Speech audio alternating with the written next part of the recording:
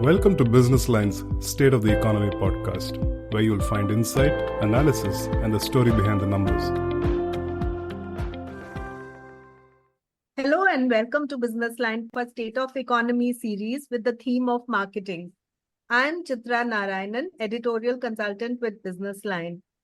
Joining me today is our regular guest, Shiv Shivakumar, Chief Operating Partner at Advent International, who brings in the macro view to everything. We also have today with us Dr. Rajesh Shukla, co-founder of Price, People Research on India's consumer economy and a well-known name in economic circles. The topic we are going to discuss today is whether consumption in India's middle class is shrinking.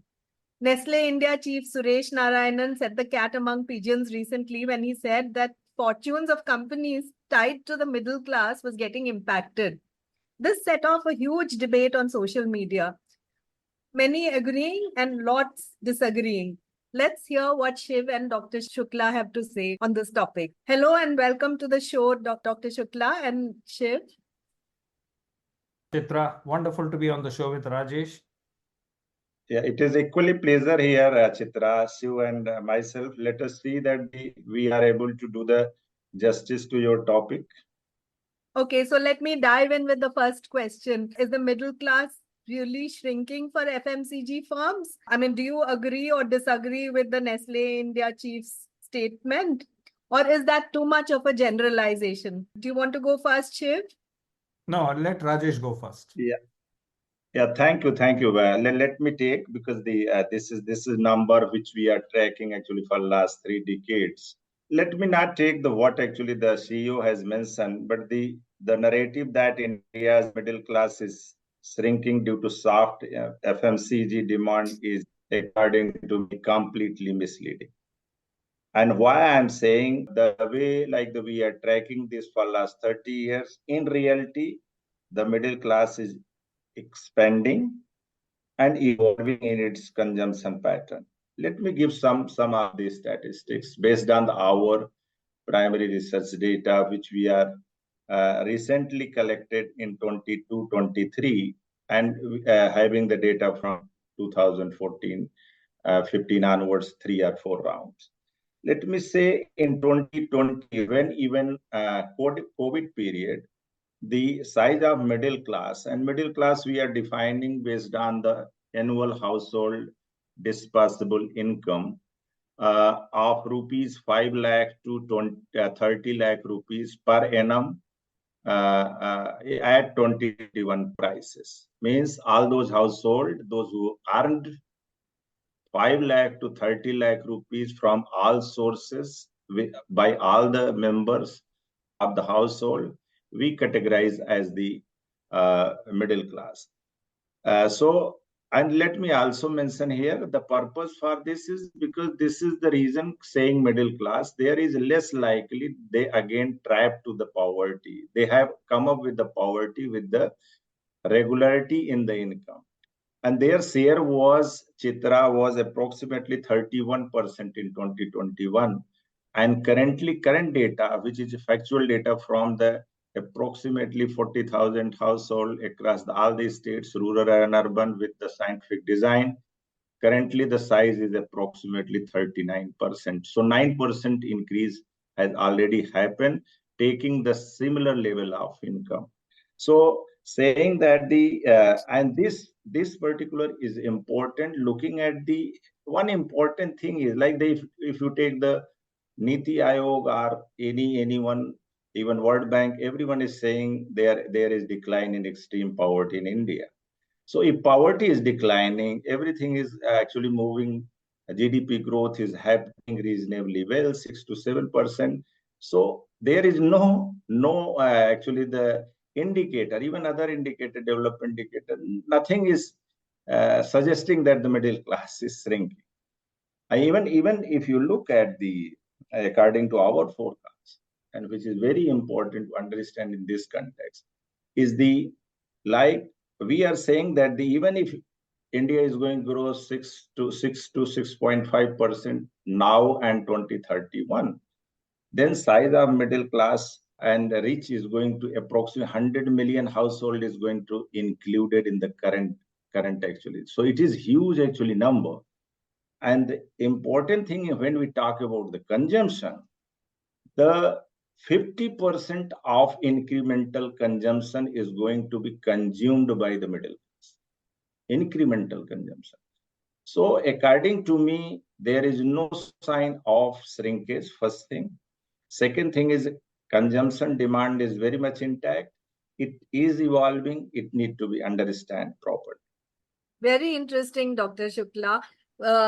You were saying the size has increased from 31% to 39%, and also there is incremental consumption increase. Shiv, you want to add on to that? Yeah, I would say that I don't agree that the middle class is dropping at all. Okay, let me just give you simple data points. And I think all FMCG companies should look at data rather than, think of comments. Number one, the number of people earning more than $10,000 per annum, which is 8.5 lakhs and above, is 60 million people. It's not small. Okay, there are enough, brands which can ride on those 60 million. Next, in the last 10 years, and Rajesh will bear me out, consumption has grown between 2.5% and 3% CAGR over 10 years. Consumption. Okay, that's the second data point. Third data point, people earning less than $2.15 per day has dropped from 30% in 2010 to 12% today. So my simple question for you, Chitra, where are these people going? They're not becoming poorer, right? They have to go to the middle class, and the middle class will go up. So in any situation, and I think this is where a lot of CEOs are getting it wrong completely. A business is a portfolio of choices you make. I want to repeat that. A business is a portfolio of choices you make. It's like saying if you're competing against the West Indies in the 1980s, you can't say they have 4 fast bowlers. They don't have a spinner, so we can't score against them. You can't give excuses like that. So in your portfolio, given the country's portfolio, you have to figure out what you want to do. And I'll come back to specifically what I believe they should be saying or doing. Next, I'm reminded of a comment the Hindustan Lever chairman made around 2003, 2004. He said, we are not growing because mobile phones are growing. I think people are back to similar kind of excuses today. Okay. Very interesting point about choices, people are making. So this leads me to the question, is the middle class's preferences changing, and are companies reading them wrong? I mean, are companies who are reporting bad quarters, and several FMCG companies have, stalwarts have reported kind of constrained earnings. So are they getting the preferences of the middle class wrong now? Well, if I am coming actually here, so just if you see the way like the world and the entire landscape is changed, certainly it is obvious. The everything is changing, so it is also the choices and preferences, because the even middle class, even if you take if I say that the middle class of 2005 and middle class of 2020 and middle class of even 2025, everyone is different in terms of choices and demand, because of this is because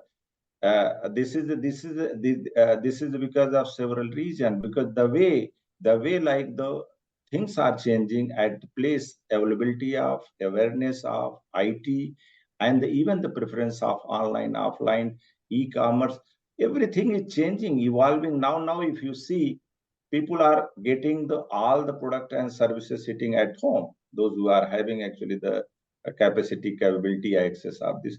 So I am saying their choices, they are becoming knowledgeable. So as you mentioned, the preferences, and one has to just look at. And the second important thing is, I would also like to mention, is there is not homogeneity in terms of like the demand. They means like those who are living actually in the Gurgaon and those who are living in the suppose South Indian city, even earning the same level, their demand and their lifestyle is completely different. So one has to look at the how the things are changing, and the hardcore research-based data, continuous regular data is required in understanding these changes. Shiv, can you come in on this? Yeah. Sure. Chitra, you can bear me out. I said this in Cochin, and I've been saying this to you over the last 5 years, that FMCG companies are playing the old game. The fundamental fact is that everything has got subsegmented, everything has got subfragmented. In the past, when cable and satellite television came in, media habits changed. Shopping habits did not change. Now with e-commerce and quick commerce, shopping habits are changing. Shopping habits are changing, media news consumption habits are changing, and how consumers consume products, both in terms of products and services, are changing. So my submission to you is that the speed at which this thing is changing, the old legacy FMCG companies are not able to adapt to this change. They typically like stable, slow change. And when stable, slow change happens, they have playbooks which come from wherever, London or New York or wherever it is, to tell them how to compete. This is what happened with modern trade. Today, the India digital stack and the Indian digital ecosystem, there is no playbook for any FMCG, specifically a multinational, to lean from. That syllabus is being written in India today for the first time by consumers and not by marketeers. That's the fundamental shift which these companies are not getting right. They're just too slow to get onto a new ecosystem which is being run by digital, by consumers and partners.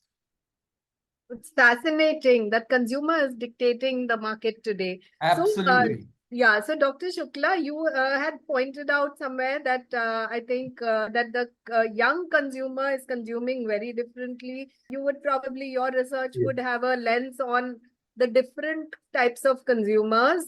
And you also said that the young do have money. So if you can dissect the consumer. Yes, let me say that I totally actually agree with the Shiv, as he has mentioned that.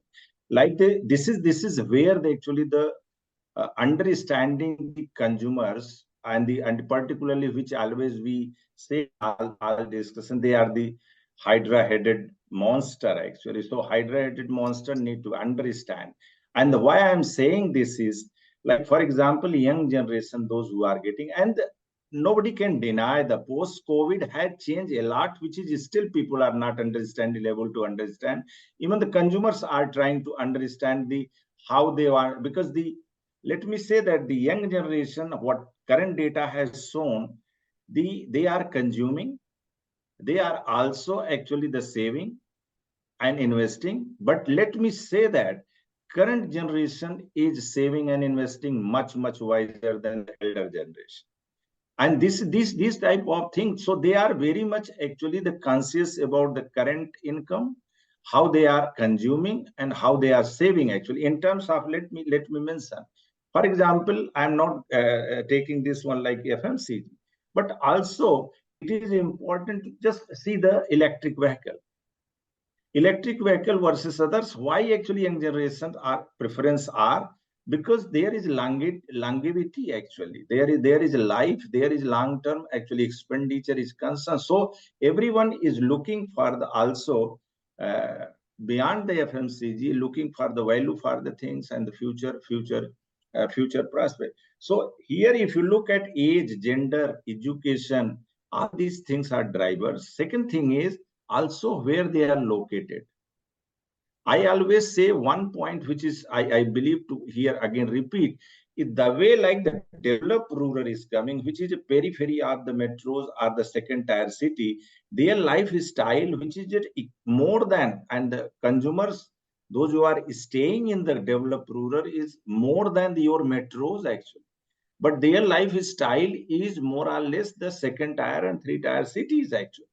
So I'm saying their consumption pattern, other things are, which is nothing actually. Never I have heard any discussion by these guys to not treat rural is homogeneous also as you are taking. So there are different India, metro, second tier, developed rural, developing rural, underdeveloped rural, and all these things need to understand much deeper way. Shiv, you want to come in on? Yeah. I think the I'd point like to about add to urban that. demand and rural Yeah. demand is also something that CEOs have talked about, saying urban demand is flagging while rural is rising. I don't, I think again, I go back to what I said. Where you want to play, how you want to win is a choice a company makes. It is not either or. The companies which if you are by and large a market leader, you cannot do an either or strategy that I will only do urban, I'll only do rural, etc. Let me give you the dramatic nature of change. In one of the foods companies that I'm involved in, okay, their sales in quick commerce today is 50%. 1 year ago, it was 4%. Yeah. Think about it. I want to repeat it. Their sales today is 50%. 1 year ago, it was 4%. So that's the rapid nature of change that you're seeing everywhere.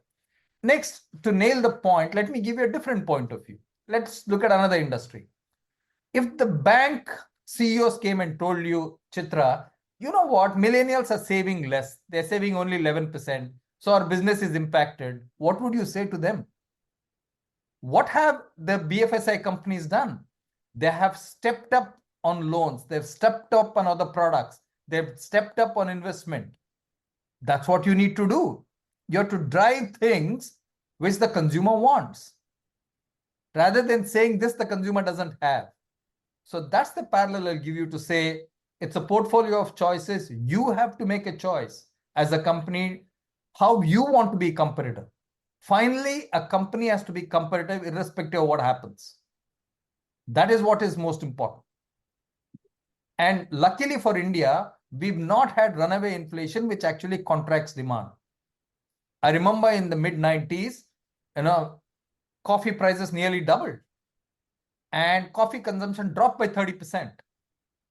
Okay, I can imagine a situation like that as a reason to say, hey, you know what, this has happened.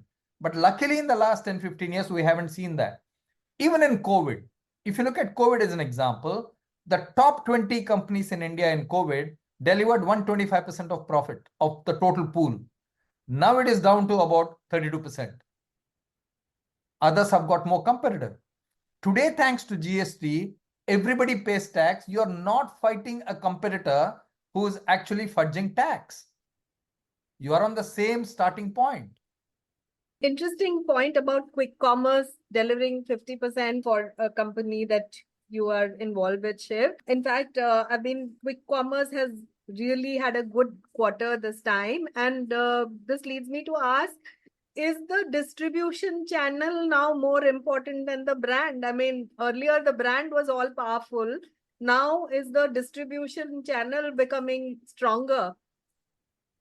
Yeah. So I would say in the past, an FMCG success, and I've said this on your channel also many times, was based on penetration, distribution, negative working capital, and brand strength. If I were to give my inputs to any FMCG people, I would say I would follow what I call the DICE model.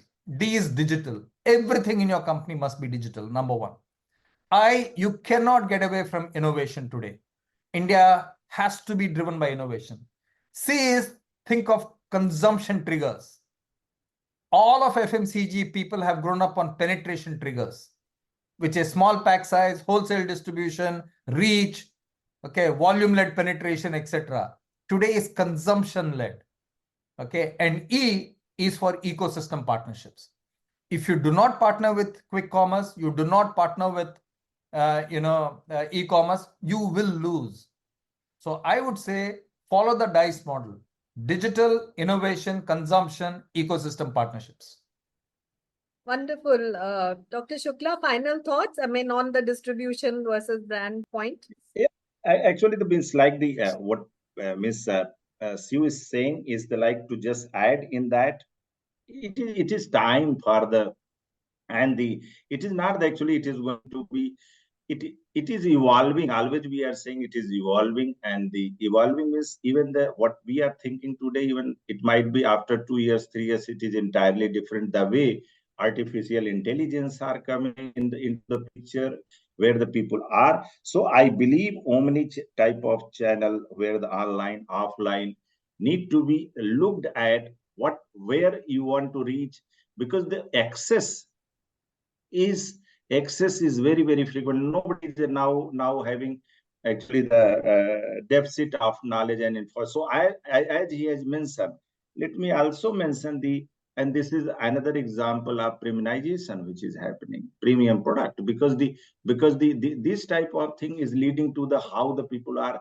able to select the right type of product and right type of brand.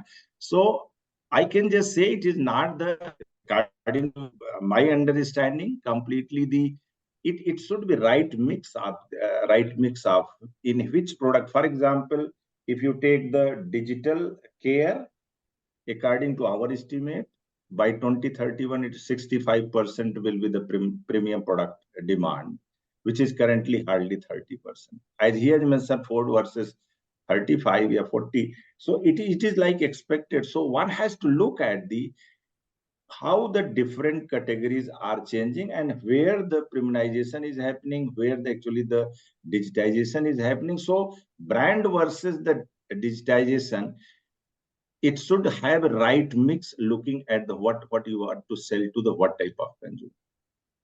Wonderful prescriptions from both Dr. Shukla and Shiv. Thank you so much. I think brands have a lot to chew on from here now. Thank you so much for being on the show. Thank you, Chitra. Thank you, Rajesh. All the very best. Thank you, Chitra. Thank you, Shiv. It is always a pleasure. Bye. Bye.